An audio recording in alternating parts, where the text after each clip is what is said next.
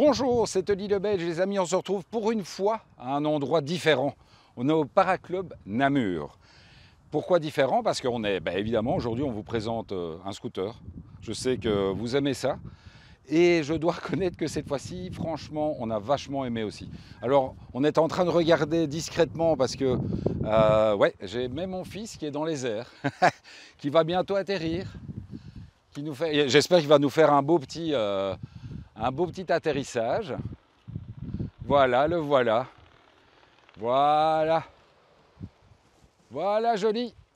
Bravo, mon fiston. Et donc, voilà, on s'est retrouvés. Donc, vous voyez, moi, j'adore vous partager ma vie personnelle. Et donc, aujourd'hui, on est face à ce tout nouveau Tricity 300. Tout nouveau dans le sens où, effectivement, il était déjà là en 2021, mais on n'avait pas eu l'occasion de le tester. Bêtement, pourquoi? Parce qu'il y avait gentiment quelqu'un qui avait craché le Tricity 300. Alors, quelle est la différence notable du Tricity 300? Eh bien, c'est simplement le train avant qui, pas l'instar du Niken, puisque le Niken a les suspensions à l'extérieur, il y a un train avant qui est extrêmement mobile, parce qu'il n'y a pas de train qu'il y a ici entre les deux. Et c'est pour ça que j'ai amené mon Metropolis, pour justement montrer que le Metropolis, eh bien, il y a ce train avant qui empêche les roues de prendre une certaine amplitude et qui peut même être extrêmement gênant lorsque vous prenez une pente latérale, c'est-à-dire que quand vous le démarrez, vous déclenchez la suspension, mais si à un moment donné vous prenez une pente, par exemple sur la droite, ce que j'ai tous les jours quand je pars du resto, eh bien en fait la roue avant droite remonte et ça bloque d'autant plus la direction et vous perdez beaucoup au niveau de la direction. Vous perdez également au niveau de la suspension parce que c'est quand même assez dur, alors que là sur ce Tricity, vraiment on s'est tous fait extrêmement plaisir parce que ça tient super bien la route. Vous allez me dire, bien entendu, il y a des désavantages, oui, mais on va quand même d'abord parler un petit peu du look, qui est juste... donc ici, on est sur le Tricity 300 Sport, donc avec le petit saut de vent, voilà, on va mettre le contact, le petit saut de vent, l'habillage noir, les petits inserts inox ici, alu, qui font un petit peu sportif. Et sur celui-ci, on a même l'option supplémentaire, on a le petit Accra, la petite sortie Accra qui est, comme il est évidemment avec la petite sortie, le DB Killer, ça fait effectivement beaucoup moins de bruit. Bien joué mon grand, très très bel atterrissage. On dit bon anniversaire à mon grand, il a 30 ans le grand, enfin demain, enfin d'ici à ce que vous voyez la vidéo, il aura déjà 30 ans. Bien, bien. Alors donc, évidemment, la grande différence, c'est que tout ce système de suspension, ce système de châssis, pour avoir quelque chose de beaucoup plus rigide, fait perdre une chose, le fond plat.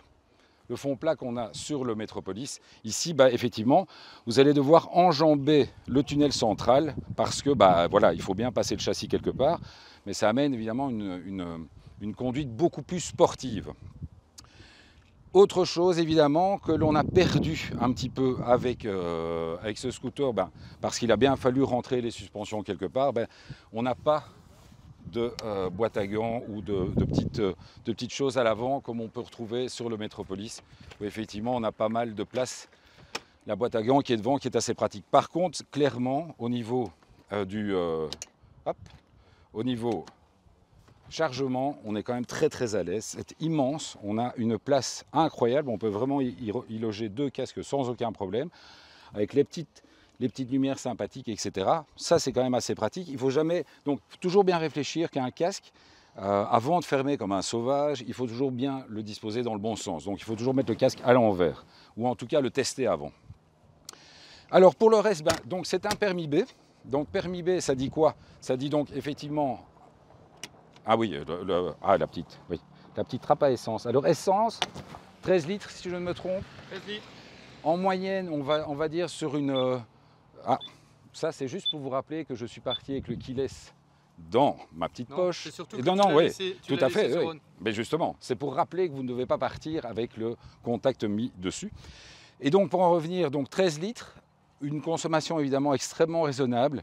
3 litres 3 annoncés. Alors, c'est un scooter qui peut vous amener à rouler un peu vif, parce que c'est quand même très sympa.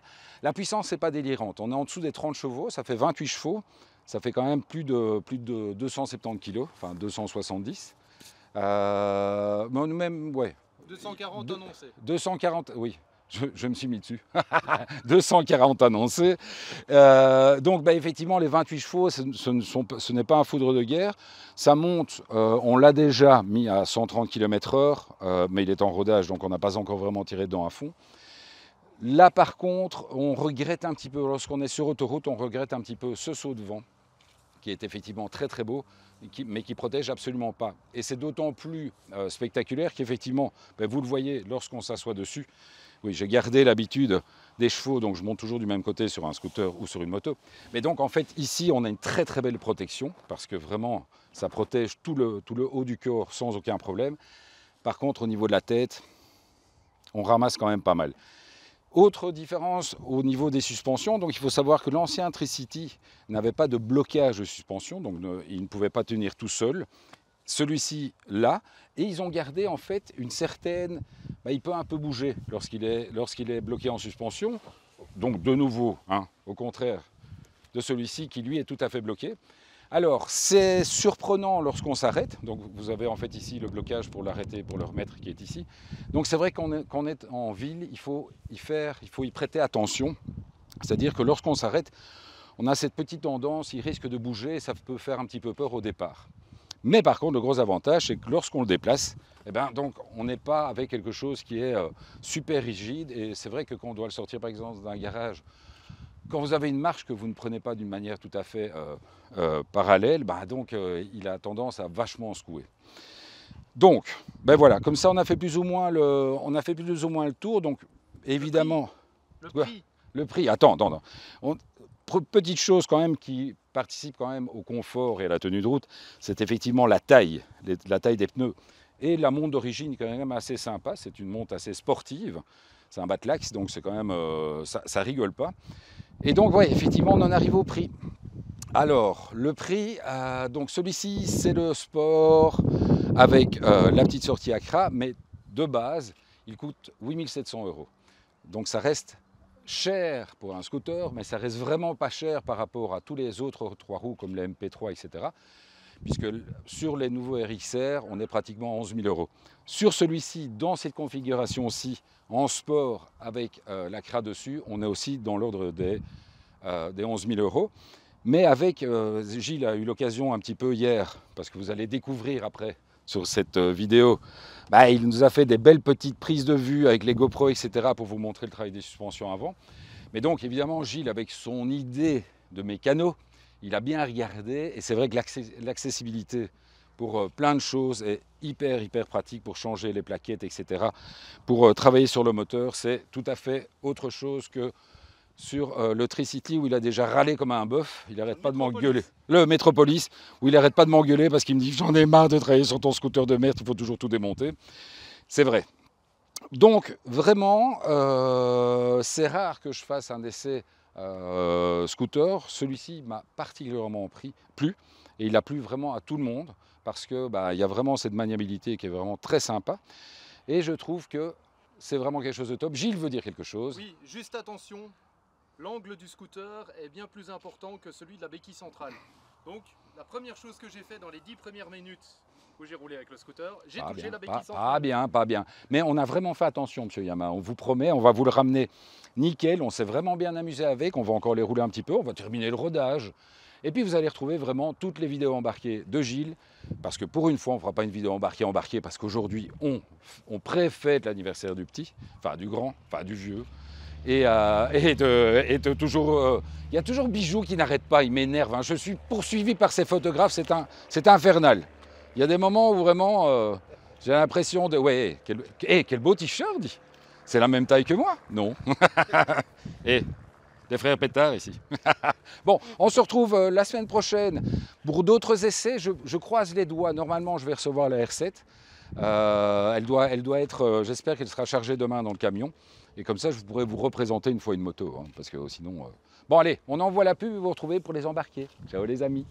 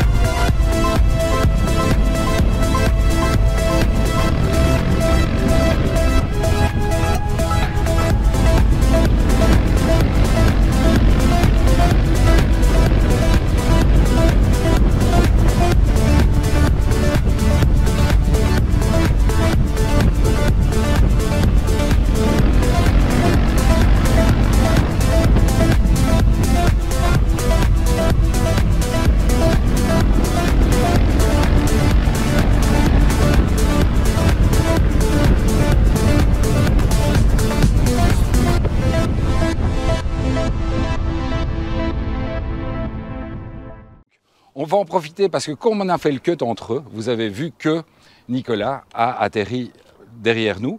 Et une fois de plus, ben voilà, chez Ali le Belge, on vous propose des choses sympathiques. Donc si vous vous connectez, comme vous allez le voir à la fin de cette vidéo, sur le compte de Nicolas, eh bien vous allez pouvoir avoir un prix et surtout pouvoir aider la nouvelle équipe qu'il a fait. Donc c'est une équipe de chute libre. Et donc c'est vraiment une équipe où ils font des compètes. Et donc vous allez pouvoir l'aider et surtout profiter d'un prix préférentiel si vous voulez faire un tandem. Je ne vais pas vous dire que j'ai déjà testé. Mon épouse a testé, elle a adoré, elle a kiffé la vibe de faire un saut en tandem. Moi, je vais encore attendre un petit peu parce que je préfère quand même rouler sur un scooter. Bon les gars, si vous voulez vous envoyer en l'air, bref, vous suivez le lien. Tout à fait, tout à fait. Et j'aime autant vous dire que ça me fait chaque fois un peu de mal, mais chaque fois que ma femme me dit « Oh putain, ce saut en tandem avec Tony, j'ai vraiment pris mon pied ». Ce qui m'inquiète un petit peu pour moi, mais enfin bon.